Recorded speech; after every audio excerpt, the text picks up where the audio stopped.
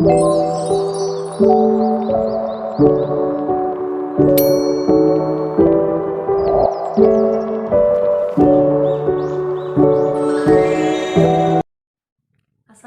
warahmatullahi wabarakatuh. Kembali lagi bersama saya Rena Marcella. Saya Nurmaninggawati. Baiklah, kali ini kami akan membahas mengenai pengambilan keputusan.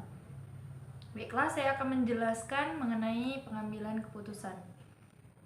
Pengambilan keputusan menurut Sarah Manmon adalah kebijakan seseorang yang menghadapi permasalahan dan berusaha mengambil peluang dari masalah tersebut.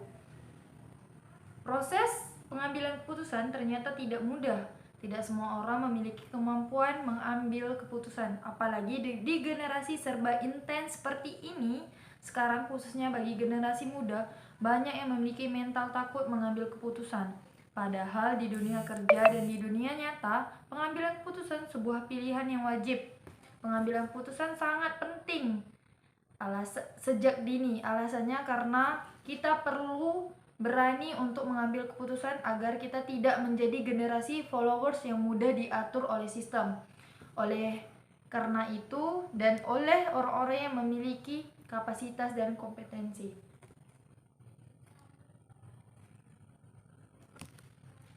Proses pengambilan keputusan. Ada beberapa proses pengambilan keputusan, yaitu yang pertama pengambilan keputusan, yang kedua mencari alternatif, yang ketiga memilih alternatif, yang keempat pelaksanaan alternatif, yang kelima evaluasi.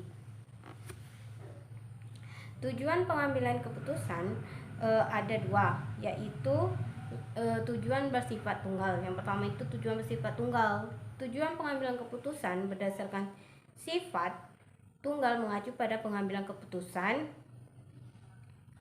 yang dilakukan karena hanya ada satu permasalahan saja. Yang kedua yaitu tujuan bersifat ganda. Sementara ditinjau dari tujuan pengambilan keputusan yang bersifat ganda adalah pengambilan keputusan yang didasari karena terjadi lebih dari satu masalah. Ternyata dalam pengambilan keputusan nih ada dua pilihan Dema. Ada pilihan apa tadi pertama?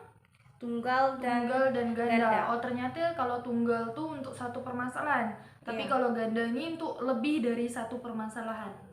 Baiklah, dari pembahasan yang telah kita bahas tadi tentang pengambilan keputusan, sekarang kita membahas mengenai contoh dari pengambilan keputusan, dari kebijakan atau pengambilan keputusan yang telah dilakukan oleh pemerintah. Baiklah, saya akan mengambil contoh yaitu tentang PSBB, yang dimana PSBB yaitu pembatasan sosial berskala besar, yang dimana kemarin PSBB dilakukan ketika COVID-19. Ketika COVID-19 terjadi, PSBB diberlakukan dan ditetapkan, diputuskan oleh pemerintah untuk diterapkan dan dilakukan oleh seluruh masyarakat Indonesia. Dan COVID-19 tersebut bukan hanya di Indonesia saja terjadi, tetapi di seluruh dunia.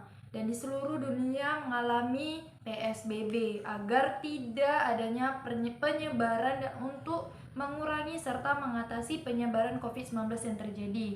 Baik nih, mengenai COVID-19 tadi, Rena nak bertanya nih sama Nurma. Jadi menurut Nurma, macam mana tuh mengenai PSBB dan apa dampak dari PSBB tersebut terhadap kehidupan Nurma kemarin? Dampak dari PSBB udah pasti bukan dari Nurma aja sendiri, pasti Rena merasakan. Betul. Yang terjadi tuh kita komunikasi kita jadi terbatasi. Terus sekolah juga dibatasi, kayak jarang lagi kita mau kumpul-kumpul tuh udah dibatasi juga. Iya.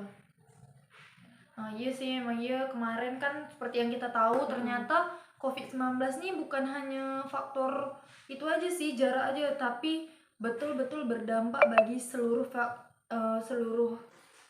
faktor ya. Contohnya kayak ekonomi. Terus ekonomi itu banyak betul masyarakat yang di PHK gitu kan, banyak betul masyarakat yang pengangguran, terjadi deh tingkat kemiskinan yang Iya. cukup meningkat kemarin ketika COVID-19 karena banyak deh masyarakat tuh yang kekurangan ekonomi. Terus ketika adanya PSBB tersebut kan itu pasti memiliki dampak deh lah Iya. Contoh deh tuh salah satu kebijakan yang dilakukan yaitu eh, peraturan kayak sholat kemarin sholat itu dibatasi, tak boleh ramai-ramai, terus ngopi juga tak boleh di tempat, terus sekolah juga harus daring kemarin. Iya. Daring, jadi tak ada bertatap muka dan susah untuk bersosialisasi dan bersilaturahmi satu sama lain. Itu kan sebenarnya membuat kita tuh cukup terpuruk ketika diberlakukannya PSBB. Tetapi Nurmal, kemarin Pak Joko Widodo presiden kita telah menjelaskan bahwasannya kemarin waktu pandemi COVID-19 telah diberlakukannya dan diambilnya keputusan mengenai PSBB tersebut itu harus dipikirkan secara matang karena hal tersebut kan berdampak bagi seluruh sektor dan seluruh masyarakat Indonesia. Terus Pak Jokowi juga menjelaskan bahwasannya pemerintah itu harus mengambil kebijakan sesuai dengan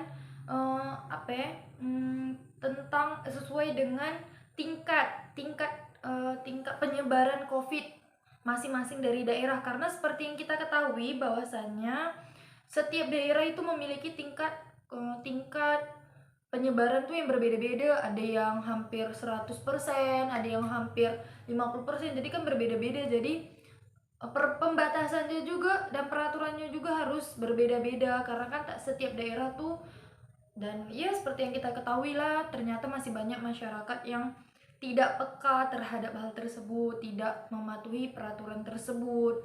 Padahal kebijakan yang telah dikeluarkan oleh Pak Jokowi dan pemerintah itu untuk kita semua, untuk mengurangi dan mengatasi COVID-19 agar tidak terjadinya penyebaran yang berkelanjutan, agar tidak terus terjadinya hal-hal yang tidak diinginkan, kan gitu kan Norma? Iya, Jadi benar sekali.